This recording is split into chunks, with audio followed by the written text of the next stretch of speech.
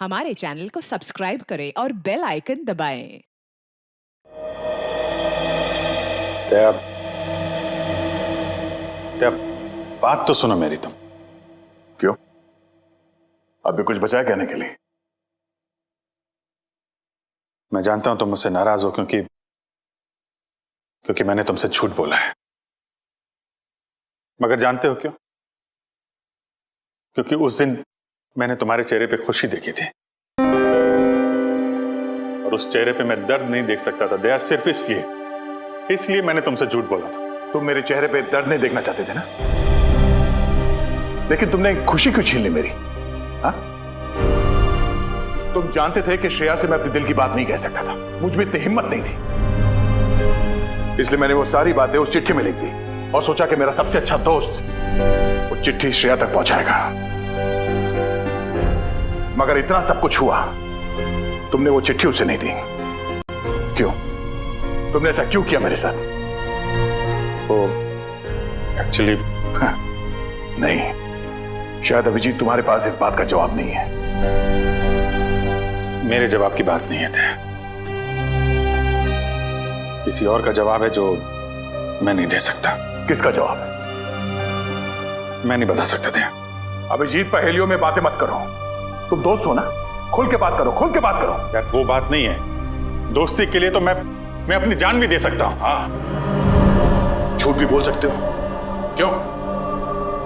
हाँ, मैंने तुमसे झूठ बोला है, लेकिन तुम्हारे लिए झूठ बोला, तुम्हें तकलीफ ना हो इसलिए झूठ बोला।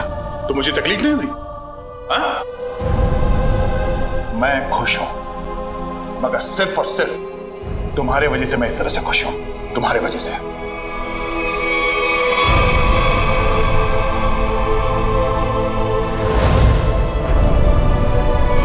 दया, एक मिनट यार, प्लीज, ये श्रेया का गुस्सा मुझ पे मत उतारो यार। मैं गुस्सा श्रेया पे नहीं, मुझे गुस्सा तुम पे आ रहा है। क्यों? कसूर क्या है मेरा? यही कि मैं तुम्हें खुश देखना चाहता हूं। अरे यार, सिद्धार्थ वाली बात तुमसे किसने बताई? श्रेया के घर कौन लेके गया था तुम्हें? अरे तुम और श्रेया एक साथ होते तो दुनिया में सबसे ज्यादा खुश मैं होता यार, मैं। मगर श्रेया और मैं एक साथ तो नहीं है ना? हाँ? और मैं खुश भी नहीं हूं यार। अब इन बातों में कुछ रखा नहीं है, भूल जाओ। ठीक है, मैं भूलने के लिए तैयार हूं, मगर मेरे दिल की तसल्ली के लिए एक बार मुझे बता दो, तुमने वो चिट्ठी श्रेया को क्यों नहीं दी? नहीं, वो उसका जवाब मैं अभी नहीं दे सकता दया यार, मुझसे मत पूछो। क्यों ना पूछूं? इस एक सवाल का सीधा असर मेरी आने वाली जिंदगी भी पड़ता है और हमारी दोस्ती पे भी।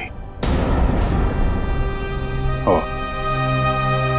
मतलब अगर इस सवाल का जवाब मैंने नहीं दिया तो हमारी दोस्ती खत्म? मैंने ऐसा नहीं कहा। अरे रहने दो यार, अगर हमारी दोस्ती इतनी सस्ती है कि एक छोटे से आंधी के झोंके से उसकी नींव डगमगा जाए, तो मुझे भी ऐसी दोस्ती में कोई दिलचस्पी नहीं है।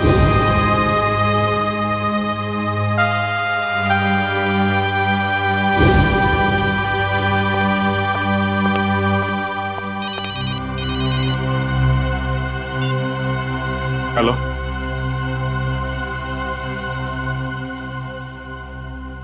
जी हाँ, सीआईडी ब्यूरो।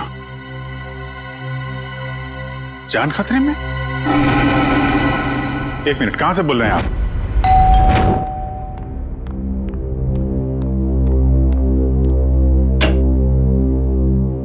सीआईडी? जी हाँ। क्या हुआ आपकी पत्नी के साथ? सर आप बैठिए, मैं सब बताता हूँ। तुम तो कह रहे थे कि तुम्हारी पत्नी मुसीबत में। ये गलत कह रहे हैं, मैं बिल्कुल ठीक ठाक हूँ सर। तुम्हारी हिम्मत कैसे हुई मेरी पत्नी के कपड़े पहनने की? पता नहीं सर इनको क्या हो गया है, बिल्कुल बहकी बहकी सी बातें कर रहे हैं। मिस्टर राहुल, क्या मजाक है ये? अगर आपकी पत्नी ठीक ठाक है तो सीआईडी का वक्त बर्बाद करने से क्या फायदा? सर मैं सीआईडी का वक्त बर्बाद नहीं कर रहा हूँ सर, नम्रता सच में बहुत बड़ी मुसीबत में है। दरअसल कुछ घंटे पहले लगता आ गई।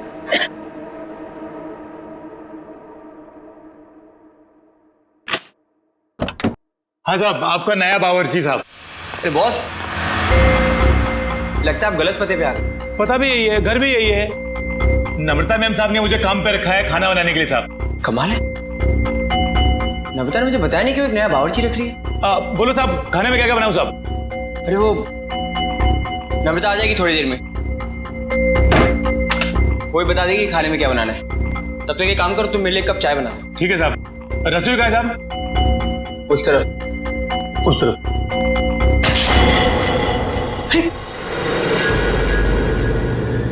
ये चाकू?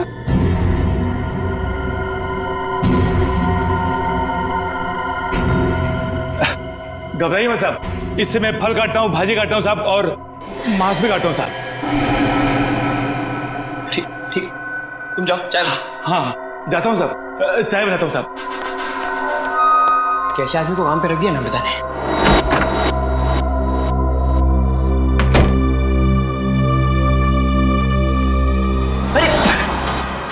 क्या साहब, डर गए क्या? ऐसे अचानक सामने आ गए तो कोई भी डरेगा ही ना। ये लो साहब आपकी कॉफी। मैंने चाय बोली थी। क्या साहब, आपने कॉफी तो मंगाया था साहब, वही लाया हूँ साहब। अरे यार मैंने चाय बोली थी। अरे कैसे बदतमीजी से बात कर रहे हो तुम? अरे एक तो गलती कर रहे हो, ऊपर से बदतमीजी से बात कर रहे हो मेरे साथ। कैसा आदमी रख दिया है। सॉरी डार्लिंग, आने में थोड़ी देरी होगी। वो मॉल में ना अच्छी सी सेल लगी है तो कुछ ज्यादा ही शॉपिंग कर ली। एक्सक्यूज मी, कौन है आप? और यूं घर में कैसे घुसे चली आ रही है?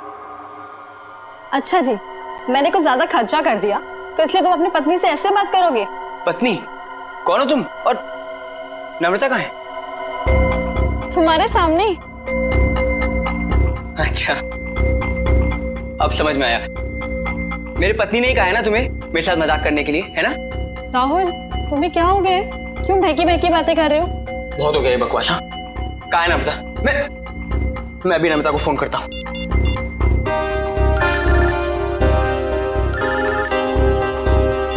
हेलो, कैसे हो? अब यकीन हो गया? बहुत हो गया ये बकवास, बहुत हो गया मजाक। कहाँ है नम्रता? बताओ मुझे, नम्रता कहाँ है? कहाँ है नम्रता? क्या किया नम्रता के साथ? राहुल, तुम ठीक तो हो? बुखार बुखार तो नहीं है? छुओ मत मुझे, हाथ मत लगाना मुझे। तुम्हें नम्रता ने काम पे रखा था ना? हाँ साहब। कब रखा था? कल। यहाँ और बताओ, क्या यही नम्रता है? हाँ साहब, यही तो है नम्रता मैम साहब। देखो यार, वो कुछ छोटी मोटी चाय कॉफी के बहस करते थे, तुम झूठ मत बोलो। कौन है ये? नहीं साहब, मैं सच बोल रहा हूँ, यही है नम्रता मैम साहब। सुनो बलराम, तुम ना खाने में मिर्ची थोड़ी कम डालना, साहब को तीखा पसंद नहीं है। ठीक है मैम साहब। क्या हो रहा है यार ये? कुछ तो करना पड़ेगा। क्या करूं? शेडी को फोन करता हूँ। सर तो बहुत अच्छा होगा कि फ्रेडी सर साथ में नहीं है, वरना असली और नकली पत्नी के चक्कर में वो खुद चक्कर खा जाते। ये लीजिए साहब, आप सब लोग के लिए पानी। देखिए सर, देखिए कैसे ये दोनों भैरूपी मेरे घर में घुस आए हैं। न जाने इन्होंने मेरी पत्नी नम्रता के साथ क्या किया होगा। राहुल, मैं ही तुम्हारी नम्रता हूँ। सर आप बेकार की कहानियों पर अपना वक्त बर्बाद कर रहे हैं। मैं कल ही इनको एक अच्छे से डॉक्टर के पास लेके जाऊंगी। माफ कीजिएगा सर, जो परेशानी आपको हमारी वजह से हुई। कोई बात नहीं, अब हम लोग यहाँ आ गए हैं तो सारा मामला समझ के ही जाएंगे। मिस्टर राहुल, आपके पास क्या सबूत है कि ये आपकी पत्नी नम्रता नहीं है? सबूत? हाँ है ना सर, मेरी पत्नी की तस्वीरें मेरे फोन में। क्या वो मिस्टर राहुल? हाँ? ये कैसे हो सकता है? इसमें मेरे और मेरी पत्नी की लगभग 100 तस्वीरें थी, अब एक भी नहीं है। याद आया सर, जब मैं नहाने गया था ना तो मैंने ये फोन इस टेबल पर रखा था। जरूर इसी ने वो फोटो डिलीट की है सर, इसने। मैं कह रहा हूँ। क्या बात कर रहे हैं साहब? मैं इतना महंगा फोन कभी इस्तेमाल ही नहीं किया साहब। फोटो कैसे निकालेगा साहब? सर ये झूठ बोल रहा है सर, इसी ने फोटो डिलीट की है। एक मिनट, अगर मोबाइल में फोटो नहीं है तो फिर शादी की तस्वीरें तो होगी ना आपके शादी के एल्बम में? है ना सर, पूरा एल्बम है, मैं अभी लेकर आता हूँ।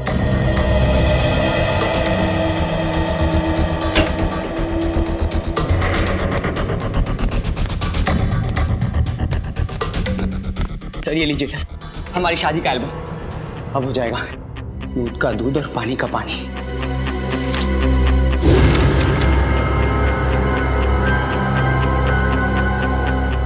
आपका कहना है कि ये आपकी बीवी नम्रता नहीं है? जी सर, ये मेरी पत्नी नहीं है। मेरे ख्याल से आप भी ये एल्बम देख लें तो अच्छा रहेगा।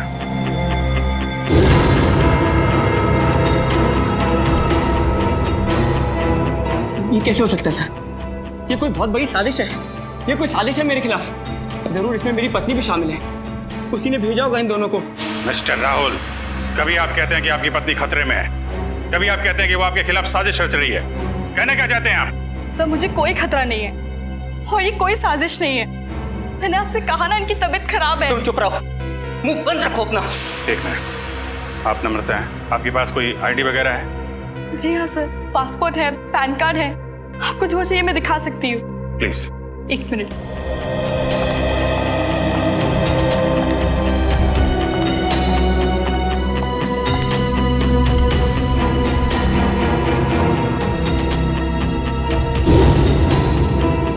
नम्रता, आईडी के हिसाब से तो यही नम्रता है। सर ये भी तो हो सकता है कि इस लड़की का नाम भी नम्रता हो और इसी बात का फायदा उठाकर ये मेरी पत्नी की जगह लेना चाहती हो। सर नाम एक हो सकता है लेकिन जन्मदिन 19 अगस्त 1986। जन्मदिन का भी एक होना ये बहुत ही बड़ा सहयोग है। क्यों राहुल? अच्छा ये बताइए कि आपकी पत्नी का जन्मदिन भी क्या इसी दिन आता है? हाँ सर, तारीख तो वही है पर ये सहयोग भी तो हो सकता है ना सर। ये संयोग है, वो संयोग है। मिस्टर राहुल, हम आपकी बात पे यकीन करें तो करें कैसे और क्यों? सर मैं सच कह रहा हूँ सर, ये झूठ बोल रही है। तुम नम्रता हो ना, तो ये बताओ कि हमारी शादी की सालगिरह कब है? बताओ ना, हमारी शादी की सालगिरह कब है? देखा सर, ये नहीं जानती है, ये झूठ बोल रही है। बताओ ना, हमारी शादी की सालगिरह कब है? 14 फरवरी।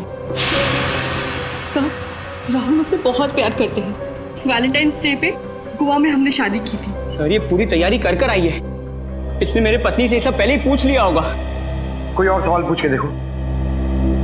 हाँ, ये बताओ कि तुमने चॉकलेट कहाँ छिपाई? चॉकलेट? ये चॉकलेट का क्या चक्कर है? सर मुझे डायबिटीज है पर फिर भी मुझे चॉकलेट खाना पसंद है।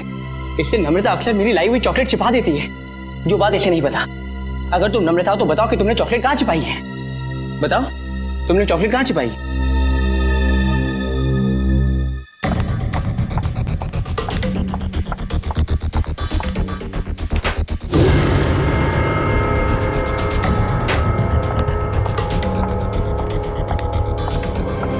ये रही चॉकलेट। मैं तुम्हें खाने नहीं दूंगी, डायबिटीज है तुम्हें।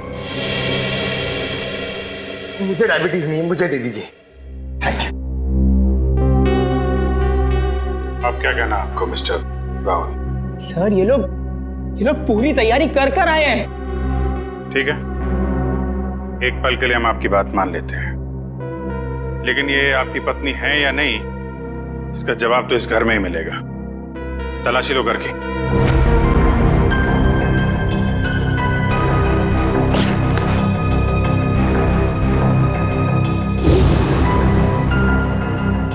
एक काम कीजिए, आप लोग अपने माता पिता को यहाँ बुलाइए, अभी पता चल जाएगा। सर मेरे माँ बाप तो दुनिया में नहीं रहे। सर मेरे भी नहीं है।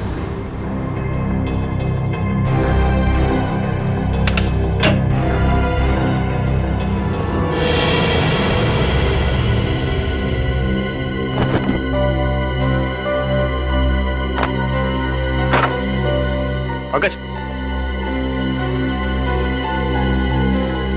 ऐसी जगह पे ये डस्टबिन कैसे पड़ा? तो कोई रिश्तेदार दोस्त वो तो होंगे इस शहर में ना, उनको बुलाइए। सर दरअसल हम कुछ ही दिन पहले बैंगलोर से यहाँ शिफ्ट हुए हैं। यहाँ हम किसी को भी नहीं जानते। ओह, तो तुमने ये भी पता लगा लिया है?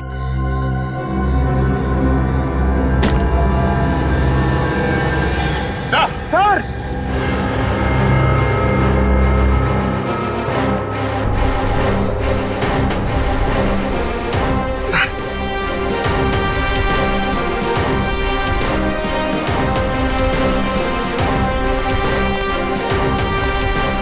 सर, लाश।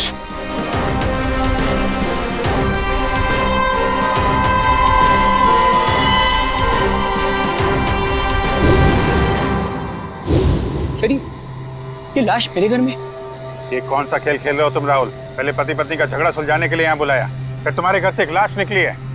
किसकी लाश है ये? सर मुझे कुछ नहीं पता सर मैं इसे जानता भी नहीं। सर मैं भी इसे नहीं जानती। तुम जानते हो? नहीं साहब, मैं नहीं जानता उसको। ये देखिए सर, यहाँ इसके सीने पे गोली मारी और इसके गले पे खरोच का निशान भी है। वहाँ तो बिल्कुल ताजे हैं, लगता है कुछ घंटों पहले इसे मारा गया है। कोई आईडी वगैरह मिली? एक मिनट।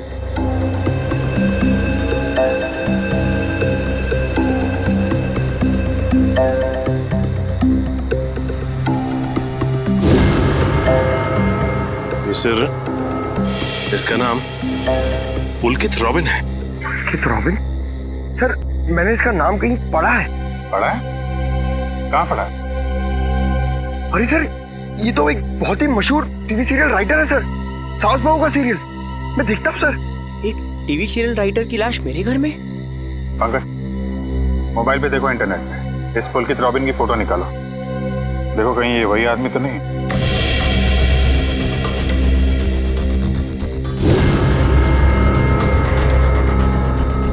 ये तो वही है सर, ये मर गया। अरे वो शो का क्या होगा? मैं तो हर एपिसोड देखता था, अभी अभी एक नया अच्छा ट्रैक चालू हुआ था। सर मैं तो ये सब में फंस नहीं जाऊंगा ना सर? मिस्टर राहुल, तुम्हारे घर से एक लाश मिली है, लाश। जब तक खूनी पकड़ा नहीं जाता आप सब लोग हिरासत में रहेंगे। सचिन, घर सीज कर दो और इस पुलकित रॉबिन का एड्रेस निकालो। अब राधिका समीर से कहेगी दूर हो जाओ मेरी नजरों से, मैं तुम्हारी शक्ल भी नहीं देखना चाहती। समीर राधिका की नजरों से दूर हो ना हो, लेकिन हम सीआईडी वाले आपकी नजरों से दूर नहीं होने वाले। सीआईडी? और मेरे घर में? जी, वैसे आप राइटर्स लोगों का काम बहुत मुश्किल होता है ना, इतना पेचीदा ताना बाना बनना पड़ता है, कभी कहानी का, कभी किरदारों का, और कई बार खून का। दरअसल मैं समझी नहीं, आप लोग यहाँ क्यों आए हैं? दरअसल हम आपसे खून के बारे में पूछताछ करने आए, मगर अगर आप चाहें तो अगले हफ्ते देविका के साथ शो में क्या होने वाला है ये हमें बता सकती हैं, क्योंकि पुलकित जी तो रहे नहीं। क्या पुलकित सर का खून हो गया? कब और कैसे? ये तो अब आप ही बता सकती हैं। मुझे कुछ नहीं पता।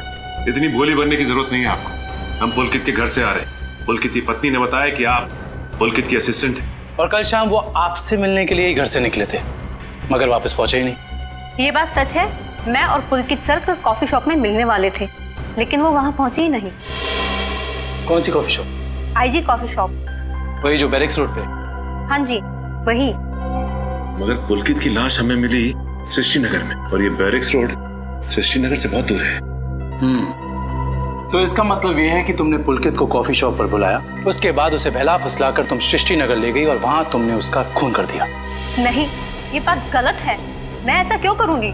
क्योंकि तुम पुलकित से जलती थी और तुम पुलकित की जगह लेना चाहती थी, इसलिए तुमने पुलकित का खून कर दिया। ये सब झूठ है। मैं 8 बजे से लेकर 11 बजे तक उनका इंतजार करती रही, पर वो वहां पर पहुंचे ही नहीं। मैं घर वापस आ गई क्योंकि उनका फोन भी नहीं लग रहा था। आपकी बात में कितनी सच्चाई और कितना झूठ, ये बहुत जल्द पता लग जाएगा। आप हमारे साथ चलिए। मगर कहाँ? ये सब क्या है? आप लोग हमें यहाँ क्यों लाए हैं? कोई कुछ बता क्यों नहीं रहा है हमें? एक मिनट, शांत हो जाए मैडम, सब कुछ पता चल जाएगा।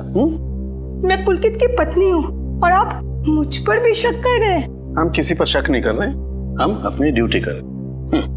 ये आप प्लीज अपना हाथ आगे बढ़ाइए, हम लोगों को आपके खून के सैंपल्स लेने हैं। खून का सैंपल? मगर क्यों? क्योंकि पुलकित की गर्दन पर हमें कुछ खरोंच के निशान मिले और उस खरोंच में नेल पॉलिश के ट्रेसेस हैं। इसका मतलब साफ है, पुलकित के खून में किसी लड़की का हाथ है। लाइए हाथ आगे कीजिए। फिलहाल इस केस में लड़कियां सिर्फ आप तीनों ही। सर आप लोग खूनी को ढूंढने में इतनी मेहनत करें, प्लीज मेरे पत्नी को भी ढूंढिए ना। न जाने नम्रता किस हाल में होगी, कहाँ होगी। फिर वही बात राहुल, कब तक खेलोगे ये खेल? और मैं एक बार नहीं बार बार कह चुकी हूँ कि मैं ही तुम्हारी नम्रता हूँ। चुप हो जा तुम, कितना झूठ बोलोगी?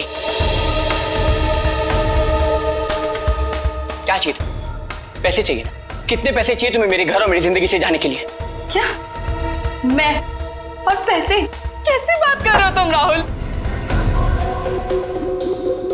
मिस्टर राहुल, आपके पास आपकी पत्नी का फोटो नहीं है, चेहरा तो याद है, कम से कम उनका स्केच तो बनवा सकते हैं। जी सर, जरूर। ये बाल आगे से, हाँ यहाँ से थोड़े और लंबे।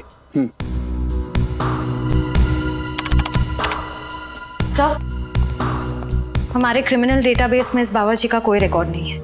देखा साहब, मैं बोल रहा था ना साहब, मैं एकदम निर्दोष है साहब, मुझे जाने दो ना साहब। ठीक है, तुम जा सकते हो, मगर याद रख तुम शहर से बाहर नहीं जाओगे और जब भी बुलाया जाए ब्यूरो आ जाना। ठीक है। पता नहीं किसका स्केच बनवा रहे हैं ये, मैं तो यहाँ बैठी हूँ। Sir. Okay, thank you Paresh. तो राहुल, स्केच ठीक बना? हाँ सर, बिल्कुल यही है मेरी पत्नी नम्रता। और मैं कौन हूँ? इसकी सौतन? पता नहीं सर किस लड़की का चेहरा है ये, किसका चेहरा बनवाया इन्होंने, मुझे तो समझ में नहीं आ रहा। किसकी नजर लगी है हमारी हंसती खेलती जिंदगी को।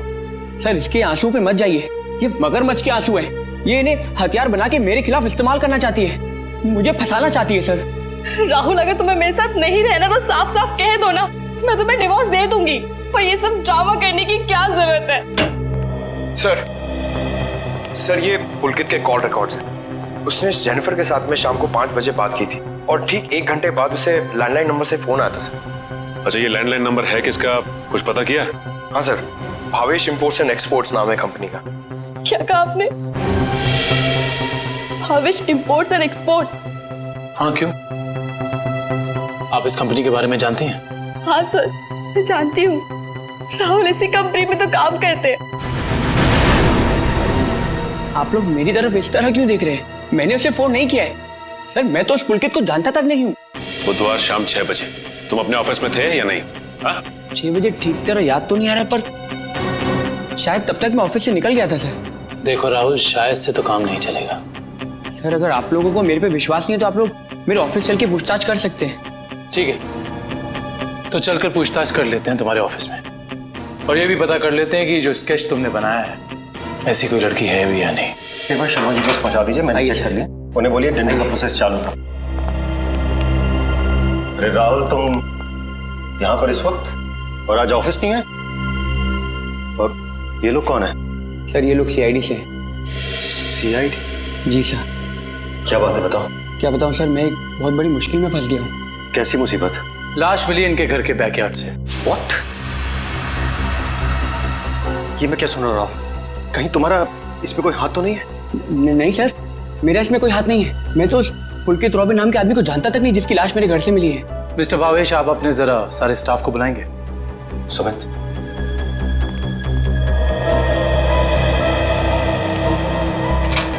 सुनो, सबको बॉस अंदर बुला रहे हैं।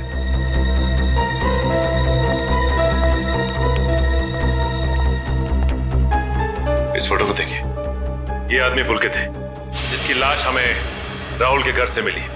कोई पहचानता है इसे?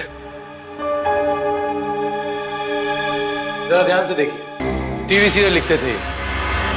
आप इसे पहचानते हैं या इनसे जुड़े किसी आदमी को जिनका इनके साथ संबंध हो? ऐसा तो हो नहीं सकता कि आप में से कोई भी इन्हें नहीं जानता, क्योंकि आपके ऑफिस के लैंडलाइन से फोन किया गया था शाम को 6 बजे बुधवार। व्हाट? तो शायद राहुल ने किया होगा। मैं क्यों फोन करूंगा सर, मैं तो उसे जानता भी नहीं। और ऐसा भी तो हो सकता है कि इसी ऑफिस से किसी और ने फोन किया हो। और तो और सर, मैं तो जिस घर में रहता हूँ घर भी मुझे ऑफिस की तरफ से मिला है। Interesting, very interesting. आप में से किसी को याद है कि बुधवार को राहुल कितने बजे तक ऑफिस में था? हाँ सर, 5:30 बजे तक। 5:30 बजे, और पुलकित को फोन किया गया 6 बजे। हरीश जी, बहुत बहुत शुक्रिया हमारी दुविधा दूर करने के लिए। Thank you. हरीश, क्या तुम मेरा एक काम और करोगे? हाँ बोलो। तुम्हें याद है तुम वो इम्पोर्टेंट पेपर्स लेकर मेरे घर आए थे? हाँ याद है। तब तुम मेरे पत्नी नम्रता को मिले थे ना? हाँ राहुल, लेकिन उस बात का इस खून से क्या लेना देना है? लेना देना है, क्योंकि एक अनजान औरत मेरे घर में घुस आई है और मेरे पत्नी होने का नाटक कर रही है। क्या तुम प्लीज उसे चल के मेरे लिए पहचान सकते हो? हाँ श्योर। कहाँ है वो औरत? नीचे हमारी गाड़ी में बैठी हुई, आइए हमारे साथ। देखना सर, अब इस औरत का भांडा फूट जाएगा। धीरज रखिए, अभी पता चल जाएगा। अरे हरीश जी, कैसे हैं आप?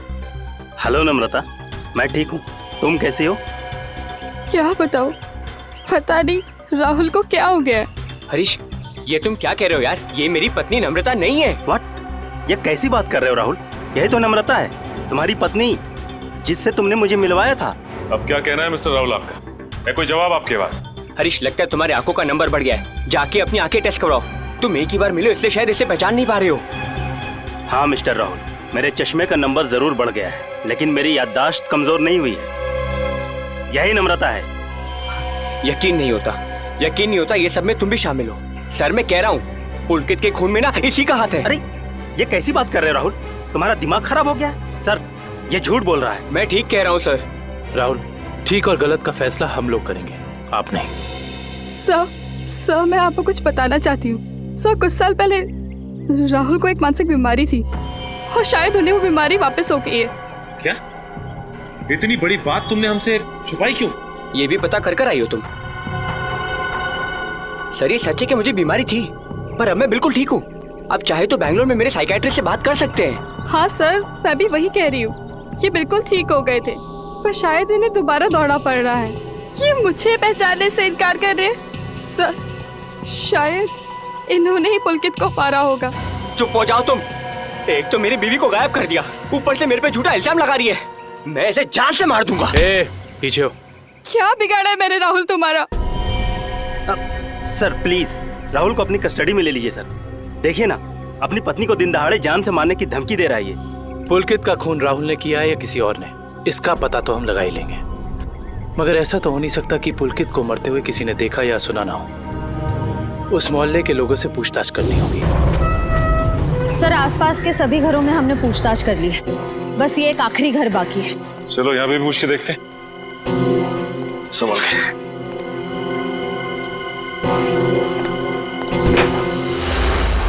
दरवाजा खुला हुआ। कोई इस तरह से दरवाजा क्यों खुला छोड़ेगा? और यहाँ ये कैमरा कैसे?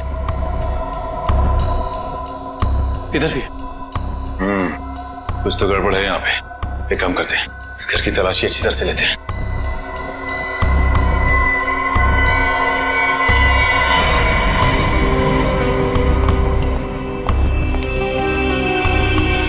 सर जल्दी आइए।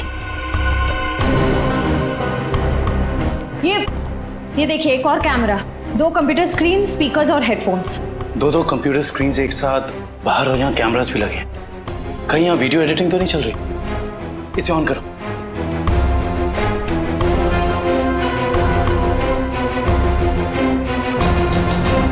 हाँ साहब, आपका नया बावर्ची साहब।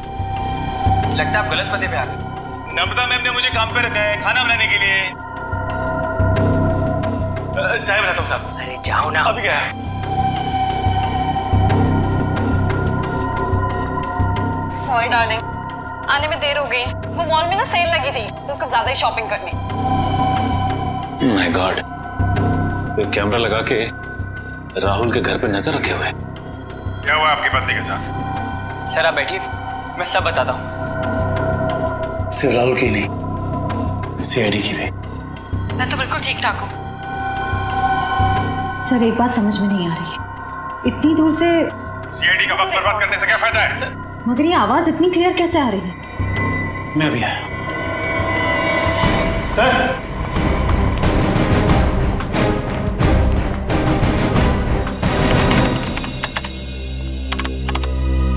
एक काम करते हैं, इस जगह को अच्छी तरह से छान मारते हैं। हो सकता है यहाँ कुछ मिल जाए। हाँ?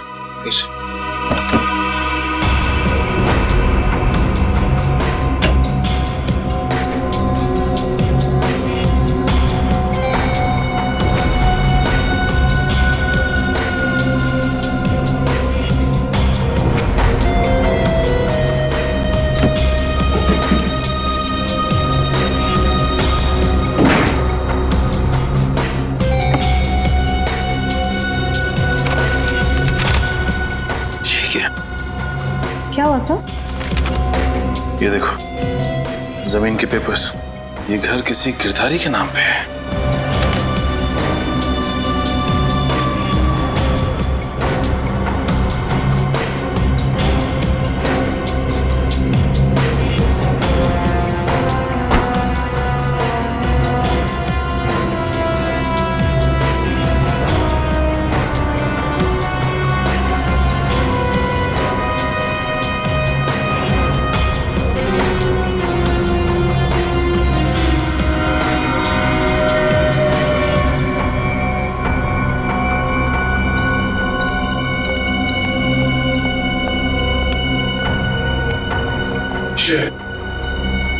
तुम्हारे सारे सवालों का जवाब ये माइक है जो मुझे राहुल के घर से मिला।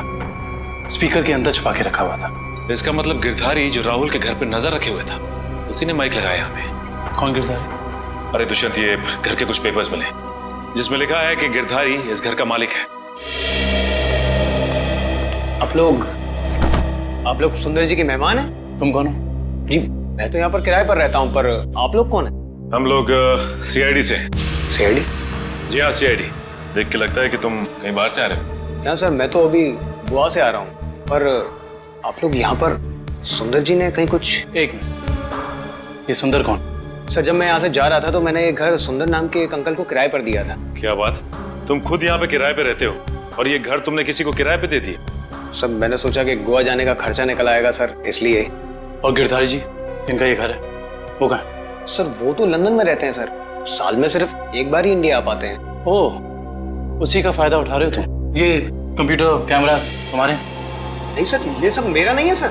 झूठ बोल रहे हो तुम राहुल के घर पे नजर रखे हुए थे, जासूसी कर रहे थे उस पे। जासूसी? सर मैं राहुल के ऊपर जासूसी नहीं कर रहा था सर। देखो हमने रिकॉर्डिंग देख ली है, सच सच बताओ। मैडम मैं तो कॉलेज में पढ़ता हूँ, इतनी सारी महंगी चीजें मैं कहाँ से लाऊंगा? तो फिर ये सारी की सारी चीजें किसकी? उस आदमी की जिसे तुमने किराए पे रखा हुआ, सुंदर? सर हो सकता है सर। नंबर दो सुंदर का। सर पिछले हफ्ते गोवा में मेरा मोबाइल चोरी हो गया था तो तुम्हारे सारे नंबर्स चले गए? जी। बहुत अच्छा बहाना है। अपना मोबाइल नंबर दो, सुंदर का नंबर हम तुम्हारे मोबाइल रिकॉर्ड से निकाल लेंगे। सर सालुंके सर की डीएनए रिपोर्ट आ गई है। पुलकित के खरोचों में जो नेल पॉलिश के अंश मिले थे वो ना ही नम्रता के थे, ना ही संजना के और ना ही जेनिफर के। मतलब इस केस में कोई और औरत भी शामिल है? सर हो सकता है वो स्केच वाली औरत हो जिससे राहुल अपनी बीवी कह रहा है। हो सकता है। जब तक हमें उस औरत के बारे में कुछ पता नहीं चल जाता कुछ कह नहीं सकते। क्या हुआ, उस नेल पेंट के बारे में कुछ पता चला क्या?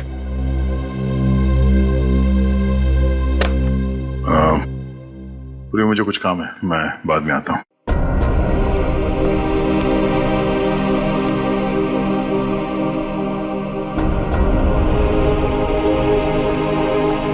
सर जतिन के फोन रिकॉर्ड्स चेक करिए, सुंदर का नंबर तो नहीं मिला मगर किसी मनीष नाम के आदमी का नंबर मिला है। करता क्या है मनीष? सर कैमरास और रीडिंग मशीन किराए पे देता है। मनीष? इस मनीष से मिलना पड़ेगा। सर यही है वो सुंदर अंकल जिन्हें मैंने अपना घर किराए पे दिया था। कौन सुंदर? मैं मनीष हूँ। गलत बात है मनीष जी, आप इतने महंगे कैमरा इक्विपमेंट्स ऐसे ही खुले घर में छोड़ा है? इन्हें तो अरेस्ट करना होगा। बिल्कुल।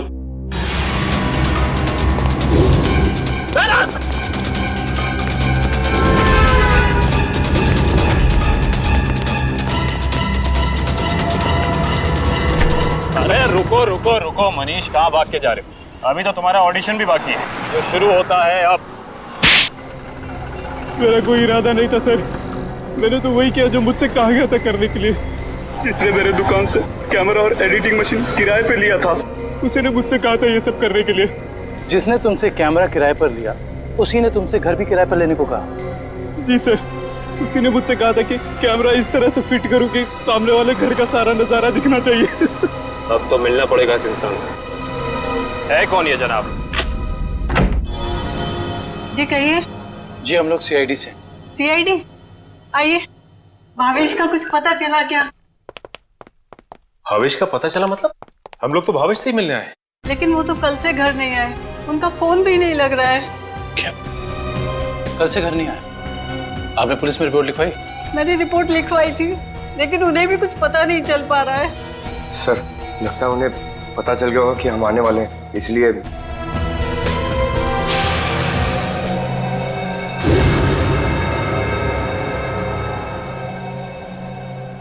मिनट, क्या ये आपके पति भावेश है? जी हाँ। ये केस तो और पेचीदा बनता जा रहा है। सब मेरे पति भावेश को ढूंढ निकालिए। देखिए मैम, आप चिंता मत कीजिए, अब भावेश का नंबर दीजिए हमें। जी 197985643।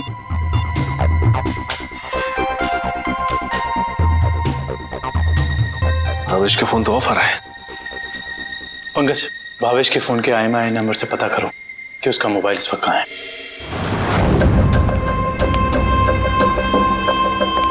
मैं आखिरी बार पूछ रही हूँ भावेश तुमसे, वो सीढ़ी तुमने कहाँ रखी है? नहीं बताऊंगा मैं मर भी जाऊँ ना तो तुम्हें भी साथ लेकर डूबूंगा, समझ गई तुम? मैं डूबू या ना डूबू, पर तुमने अपनी जिंदगी जी ली है, याद कर लो अपने भगवान को।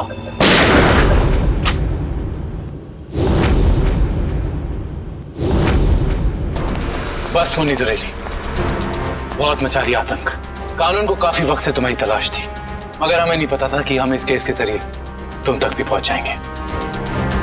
खुश तो ऐसे हो रहे हो जैसे तुमने मुन्नी को जेल में डाल दिया है। ये तुम्हारी खुशकिस्मती है या बदकिस्मती कि तुम मुन्नी के दरबार में खुद चलकर आए हो? देख क्या रहे हो, खून दो इनको।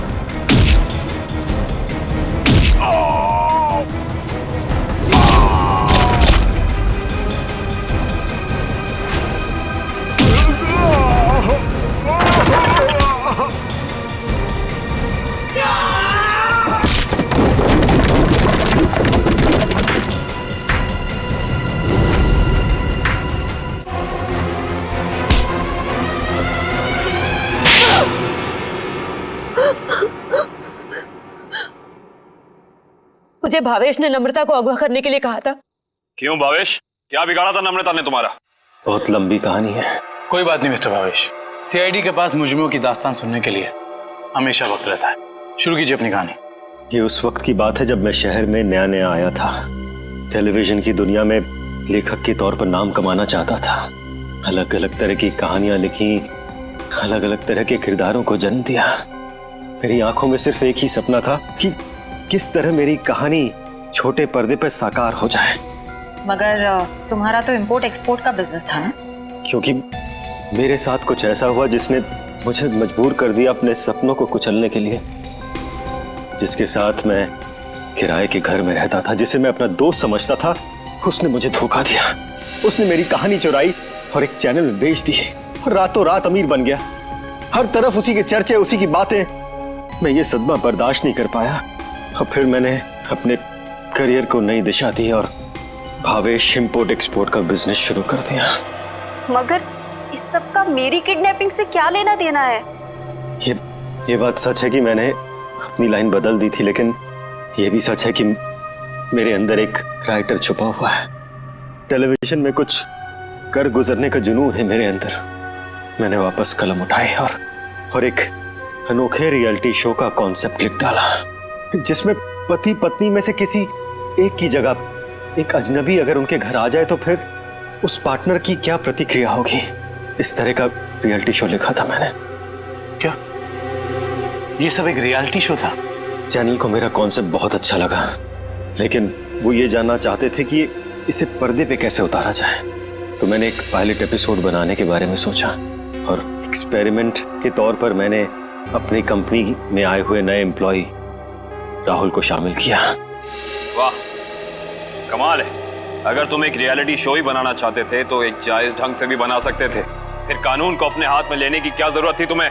मैंने कोशिश तो की थी जायज तरीके से करने की, लेकिन किसी ने मेरी मदद नहीं की। तो मैंने सोचा कि क्यों ना कुछ दिनों के लिए नम्रता को अगवा कर लिया जाए और फिर मैं अपने 2 कलाकारों बावर्ची और नकली नम्रता को उसके घर भेज दूंगा और काम होने के बाद असली अमृता को फिर उसके घर भेज देता।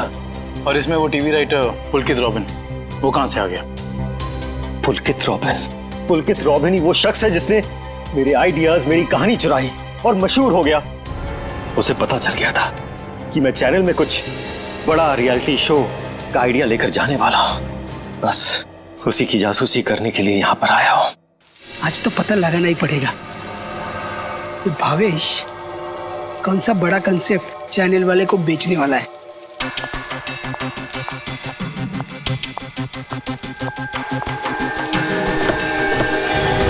चल गाड़ी में बैठ। कौन हो तुम? मैं नहीं जाऊंगी। गाड़ी में बैठी होने वाला छोड़ो मुझे। आवाज नहीं होगी। क्या कर रहे हैं तुम लोग? छोड़ो उसको। क्या कर रहे हैं तुम लोग?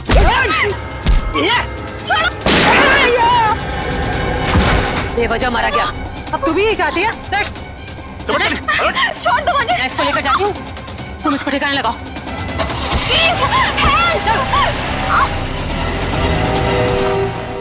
घर पहुंचकर जब मैं मेरे लगे हुए कैमरा की फुटेज देख रहा था, तब मैंने देखा कि इस मुन्नी ने पुलकित का खून कर दिया है और मेरे बने बनाए प्लान को चौपट कर दिया। मैं उसे मारना नहीं चाहती थी, वो खुद बीच में आ गया था। और जब आप लोग मेरे ऑफिस आए तब आप लोगों को देखते ही मैं समझ गया कि अब सीआईडी से बचना नामुमकिन है। मैं बहुत घबरा गया था और उसी घबराहट में मैं यहाँ मुन्नी से मिलने आ गया। मुन्नी, तुमने मुझे फंसा दिया। पता है सीआईडी मेरे ऑफिस तक चली आई। एक तो पुलकित को मारा, ऊपर से उसकी लाश मेरे घर में छुपा दी। बोला था ना सेठ, लड़का लोगों को नहीं पता था कि तुम्हारा घर राहुल की कंपनी में आता है। अरे मैंने तुम्हें सिर्फ किडनैप करने के लिए कहा था, वो भी कुछ दिनों के लिए, पर तुमने पूरा रायता फैला दिया। याद रखना मुन्नी, अगर सीआईडी ने मुझे गिरफ्तार किया ना तो मैं तुम्हारी सारी पोल खोल दूंगा। बता कहाँ रखा है? बोल। नहीं बताऊंगा। नहीं, इसको भी बांध दे। मुन्नी ठीक नहीं करेगा। तो अब वो टेप कहाँ है जिसमें मुन्नी की रिकॉर्डिंग थी? मेरे मैनेजर हरीश के पास। सिर्फ वही एक शख्स था जिसे मेरे रियलिटी शो के आइडिया के बारे में पता था। और वो माइक, वो कब लगाया राहुल के स्पीकर में? वो स्पीकर राहुल का नहीं था, वो स्पीकर भी गिफ्ट के तौर पर मैंने राहुल के घर भिजवाया था। जब हरीश उसके घर फाइल लेकर गया तो उसी के साथ मैंने स्पीकर भिजवा दिया था। लेकिन आपने हमारे विश्वास के साथ खिलवाड़ किया है भावेश जी। मुझे माफ कर दीजिए, मैं तो बस ये सोच रहा था कि टेलीविजन में मुझे नाम कमाने का इससे अच्छा मौका नहीं मिलेगा, बस इसीलिए मैंने ये सब कुछ किया। मुन्नी को तो फांसी होएगी, तुम्हारा जुर्म भी कुछ कम नहीं है भावेश। बिल्कुल, क्योंकि मिस्टर भावेश आपने एक किडनैपिंग करवाई और उस दौरान एक आदमी का खून हुआ है। आपके भविष्य का फैसला तो अब अदालत करेगी। सर क्या हुआ है? आप लोग मुझे बता क्यों नहीं रहे? जरा रुको, अभी पता चल जाएगा।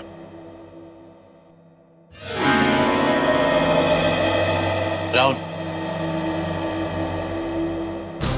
राहुल, नम्रता, तुम ठीक तो हो? तुम ठीक हो ना? हाँ, मैं ठीक हूँ। थैंक गॉड तुम आ गई, थैंक गॉड तुम वापस आ गई। मुझे तो लगा था मैंने तुम्हें हमेशा हमेशा के लिए खो दिया है। हाँ, मुझे भी ऐसे ही लगा था। मुझे तो उम्मीद भी नहीं थी कि मैं कभी तुम्हारे पास जिंदा लौट कर भी आऊंगी। वो तो अच्छा हुआ कि सही वक्त पर सीआईडी वाले आ गए, जिन्होंने हमें फिर से मिला दिया। तुम दोनों मुझे माफ कर देना।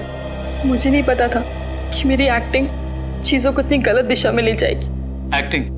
मैडम, माना कि भावेश जी ने आपको वहाँ एक एक्टिंग असाइनमेंट के लिए भेजा था, मगर लाश देखने के बाद और सीआईडी की कस्टडी में होने के बावजूद आपने हमें सच क्यों नहीं बताया? क्योंकि सर उन्होंने मुझसे कहा था कि कितनी भी टेढ़ी स्थिति क्यों ना आ जाए, मैं अपना काम करना ना छोड़ूं, एक्टिंग ना छोड़ूं। इसलिए मुझे लगा कि वो नाश भी लगती है और सीआईडी भी सब उस रियलिटी शो का हिस्सा है। वाह, और आप अपनी एक्टिंग के चौके छक्के की बारिश करते रही। मुझे माफ कर दीजिएगा सर, और आपको तो पता है ना कि एक नए एक्टर के लिए टीवी और फिल्मों की दुनिया में पाँव जमाना कितना मुश्किल है। इसलिए मैं कोई गलती करना नहीं चाहती थी, इसलिए मैं एक्टिंग करती रही। अब आप लोग मुझे जो सजा देना चाहें मुझे मंजूर है। सर रहने दीजिए ना सर, अब मुझे मेरी नम्रता मिल गई और आप लोगों ने भी असली मुजरिम को पकड़ लिया है।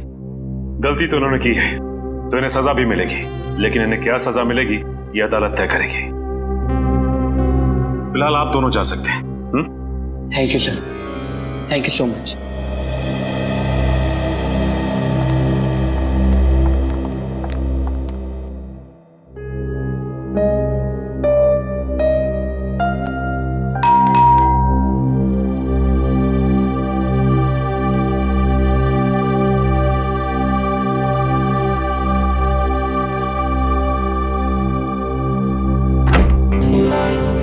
तारिक, आवा, अच्छा हुआ तुम आ गई। सब ठीक है ना अभिजीत? नहीं, इस वक्त बुलाया इसलिए पूछ रही थी। नहीं, वो एक्चुअली मुझे तुमसे कुछ जरूरी बात करनी थी। कितने परेशान लग रहे हो, क्या बात है? एक्चुअली समझ नहीं पा रहा हूँ मैं तुमसे कैसे बताऊं। मैं समझ गई, दया के बारे में ना? मैं जानता हूँ ये सुनकर तुम्हें बहुत धक्का लगेगा, और इससे पहले मेरी हिम्मत जवाब दे जाए, मैं तारिका, जब एसीपी साहब यहाँ वापस आएंगे तो मैं उनसे कहने वाला हूँ वो मेरा ट्रांसफर कर दे। क्या ट्रांसफर? आई एम सॉरी तारिका, मैं और बर्दाश्त नहीं कर सकता। मेरे और दया के बीच में जो कुछ चल रहा है, मैं अभिजीत, लेकिन दया तो तुम्हारा दोस्त है ना? हाँ, लेकिन अब दोस्ती रही कहाँ?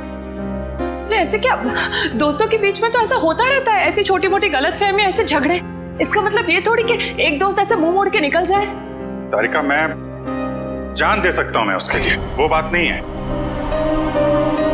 लेकिन ये सब मैंने सपने में भी नहीं सोचा था कि हमारी दोस्ती इस मुकाम तक पहुंच जाएगी। मैंने फैसला कर लिया है, मैं यहां से चला जाऊंगा। For more updates, subscribe to our channel, click the show links and enjoy watching the videos.